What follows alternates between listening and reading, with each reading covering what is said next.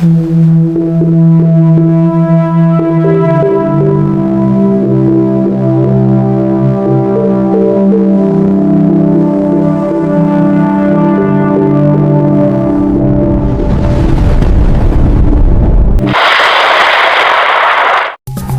araw po sa inyong lahat. Narito na po ang pinaka-latest nating update sa magiging lagay ng panahon yung araw ng Miyerkules, ika-10 ng Hunyo taong 2026. Base nga po sa ating pinaka-latest satellite image, ang bagyong ating minomonitor sa may silangang bahagi ng ating bansa na sumunod nga po sa bagyong Esther. Kasalukuyan pa nga po itong nag-intensify sa mga nakalipas na mga oras, na kung saan nga po taglay na nga po nito ang lakas na hangin na umaabot sa 120 km per hour, samantalang may pagbugso naman po ito na umaabot sa 165 km per hour, habang kumikilos na nga po ito pahilagang kanluran sa bilis na 10 km per hour, na kung saan nga po kapansin-pansin nga po na bahagyan na nga po itong tumaas, na kung saan nga po sa kasalukuyan nga po huling namataan sa layong 2,900 km silangan ng Visayas, na kung saan nga po nagdadala nga po ito ng maulap na patuloy na sinasama ng mga malakas na mga pag-ulan, na kung saan nga po nagdudulot nga po ito ng pagtaas ng alon ng ating karagatan, lalong-lalo na dito sa labas ng ating Philippine Area of Responsibility sa may silangang bahagi ng ating bansa. At para naman sa magiging track nitong bagyo sa may silangang bahagi ng ating bansa, na kung saan nga po napakalakas nga po nitong bagyo nating monitor sa may silangang bahagi ng ating bansa, na kung saan posible nga itong pumasok ng ating Philippine Area of Responsibility. At kung sakaling pumasok ito ng ating Philippine Area of Responsibility at ginaparin na bagyo, ay bibigyan po natin ito sa local name na Francisco, ang pang-anim na bagyo na posibleng mabuo sa taong 2026, na kung saan inaasahan po natin na bagya na nga po itong bumibilis ang kanyang pagkilos or movement, na kung saan nga po posible nga po itong maglandfall dito sa may silangang bahagi ng Visayas. Base nga po yan sa pinaka-latest track, na kung saan posible nga itong maglandfall dito sa may Eastern Samar, patungo dito sa may Samar, Masbate, Romblon, Oriental Mindoro at Occidental Mindoro, bago tuluyan makatawid ng ating bansa, pakanluran ang kanyang pagkilos, na kung saan sa mga nabanggit na lugar ang siyang posibleng daanan ng sentro ng bagyo. Kahit na hindi po tayo ang pinakadaanan ng sentro ng bagyo, inaasahan pa rin po natin na makakaranas pa rin po tayo ng mga malakas na mga hangin at mga sinasamahan ng mga bugsong ng mga pag-ulan, na dulot nga po nitong sakop ng hangin, na kung saan base nga sa ating track sa pinaka tinatawag natin na cone of probability, na kung saan nga po sakop nga po nito ang Luzon, Visayas at Mindanao, ang tinatawag natin na cone of probability na ating mamataan sa track nitong bagyo. Kaya naman lubos po natin pinaghahanda ang ating mga kababayan sa posibleng epekto nitong bagong bagyo sa may silangang bahagi ng ating bansa, na kung saan kapag ito ay pumasok ng ating Philippine Area of Responsibility, asahan po natin na malakas nga po ang hangin nating inaasahan na siya magpapataas din naman ng alon ng ating karagatan, na kung saan nga po may tulad po natin ito sa bagyong Yolanda, na kung saan nga po nagkitil iyon ng maraming buhay, na kung saan kung ating makikita sa pinaka-latest track sa may silang bahagi ng ating bansa, ito posibleng maglandfall at tumawid dito sa may kanlurang bahagi ng ating bansa, sa lugar po yan ng Oriental Mindoro at Occidental Mindoro, na kung saan nga po pinaghahanda po natin ang ating mga kababayan sa posibilidad ng epekto nitong bagong bagyo. At base nga po sa ating pinaka-climatological track sa buwan ng June, na kung saan nga po makikita nga po natin na posible nga pong pumasok ito ng ating Philippine Area of Responsibility at kikilos nga po pahilagang kanluran, na kung saan posible nga po itong lumapit dito sa may silangang bahagi ng ating bansa, at posible nga rin pong kumilos pahilagang silangan ang kanyang track, na kung saan posible nga rin po itong mag-curve ang kanyang direksyon, na kung saan mayroon din tayong senaryo na posibleng papasok ng ating Philippine Area of Responsibility at posibleng maglandfall dito sa may Bicol region, patungo dito sa may area ng Laguna, Cavite, Metro Manila, patungo dito sa may area ng Bataan, Zambales, bago tuluyan makatawid ng ating bansa. At mayroon din tayong senaryo na posibleng nga pong maglandfall dito sa may silangang bahagi ng Visayas, patungo nga po dito sa may Masbate, Romblon, Oriental Mindoro, bago tuluyan makatawid ng ating bansa, na kung saan nga po base nga po yan sa ating pinaka-latest track at base nga po sa climatological track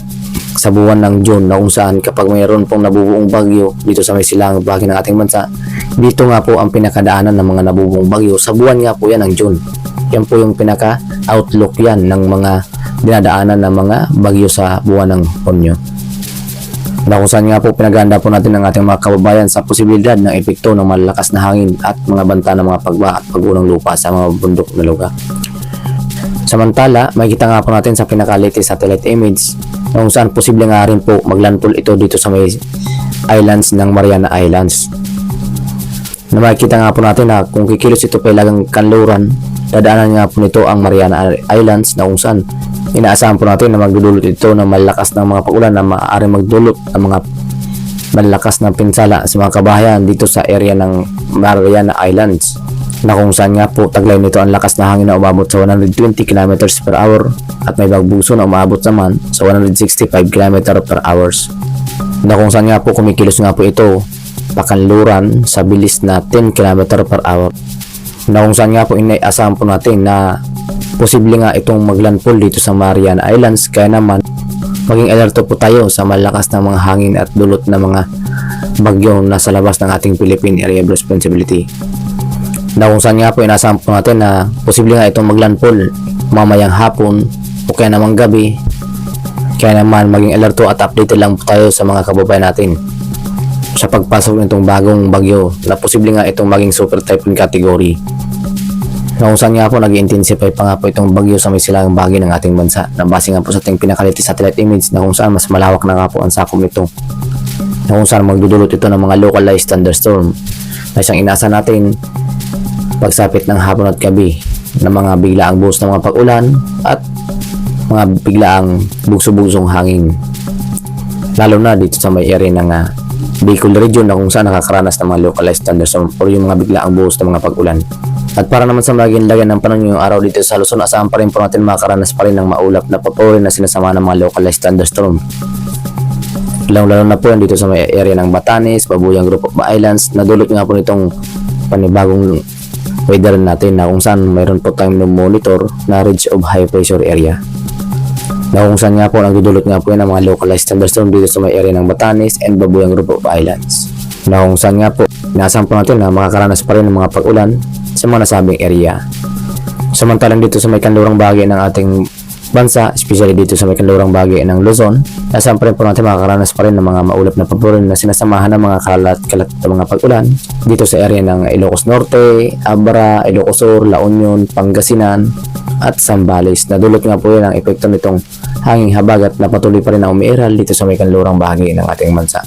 na kung saan nagdudulot nga po yan ng maulap na paburin na sinasamahan na mga kalat-kalat na mga pag-ulan,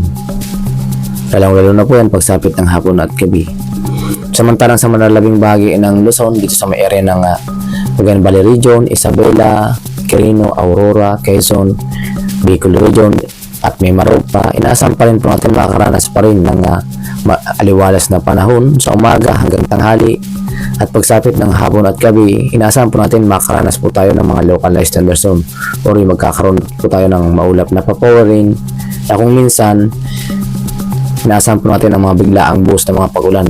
dulot nga po itong tinatawag natin localized thunderstorm. At para naman sa magiging agwat ang temperatura dito sa may Luzon, especially sa lugar ng Legazpi, may inaasahan pa rin po tayong agwat ang temperatura na maabot sa 32 degrees Celsius. Tuwing araw, 36 degrees Celsius ang ating inaasahang agwat ang temperatura, na kung saan bagay nga pa nga pong mataas ang temperatura ating inaasahan, kaya naman mainit at malinsagang pa rin ang ating inaasahan ngayong umaga hanggang tanghali, na kung saan mas tumataas ang posibilidad na pagkakaroon ng mga localized thunderstorm pagsapit ng hapon at gabi. Samantalang dito naman sa may lawag, inaasahan po natin agwat ang temperatura na umabot sa 33 degrees Celsius, Baguio 23 degrees Celsius, Metro Manila 33 degrees Celsius, Tagaytay 32 degrees Celsius ang ating inaasahang agwat ang temperatura. At para naman sa magiging lagay ng panahon ngayon araw dito sa Palawan, Visayas and Mindanao, sa kasalukuyan nga po, inaasahan pa rin po natin na makakaranas pa rin ng maliwalas na panahon dito sa may area ng Palawan, sa lugar po yan ng Puerto Princesa at Calayan Islands, na kung saan nga po inaasahan po natin na agwat ang temperatura na umabot sa 33 degrees Celsius. Sa may Calayan Islands naman, inaasahan pa rin po natin na 33 degrees Celsius ang ating inaasahang agwat ng temperatura. Kaya naman, malinsangan pa rin ang ating inasahan ngayong umaga hanggang tanghali. na kung saan maging alerto lang po tayo pagsapit ng hapon at gabi sa mga localized thunderstorm na magdudulot ng mga biglaang buhos ng mga pagulan. Kaya naman kung kayo ay lalabas ng inyong tahanan, ugaliin pa rin po magdala lamang ng panangga lamang sa biglaang buhos ng mga pagulan tulad ng payong o kaya naman kapote. At para naman sa maging agwat ang temperatura at para naman sa maging lagay ng panahon dito sa may Visayas, sinasam pa rin po natin ang maliwalas na panahon ngayong araw na kung saan mataas pa rin po ang ating inasahang agwat ng temperatura na maabot sa 33 degrees Celsius dito sa may Iloilo, Cebu 34 degrees Celsius, Tacloban 33 degrees Celsius ang ating inasahang agwat ng temperatura na kung saan maliwalas na panahon ng ating inasahan sa umaga hanggang tanghali. Ngunit maging alerto lang po tayo pagsapit ng hapon at gabi na kung saan mas tumataas ang tsansa ng mga localized thunderstorm na dulot nga rin po nitong pinagsamang epekto ng mga weather system na patuloy ng umiiral dito sa loob at labas ng ating Philippine Area of Responsibility na siya nagdudulot ng maulap na paborin at sinasamahan ng mga biglaang buhos ng mga pagulan. At para naman sa magiging lagay ng panahon dito sa may Mindanao, asahan pa rin po natin makaranas ng improving weather ang halos buong bahagi ng Mindanao na kung saan pagsapit ng hapon at gabi, maging alerto lang po tayo sa mga localized thunderstorm na siyang inasa natin. At para naman sa maging agwat ang temperatura dito sa may Zamboanga, 33 degrees Celsius, Cagayan de Oro, 33 degrees Celsius, Davao, 34 degrees Celsius ang ating inasa agwat ang temperatura.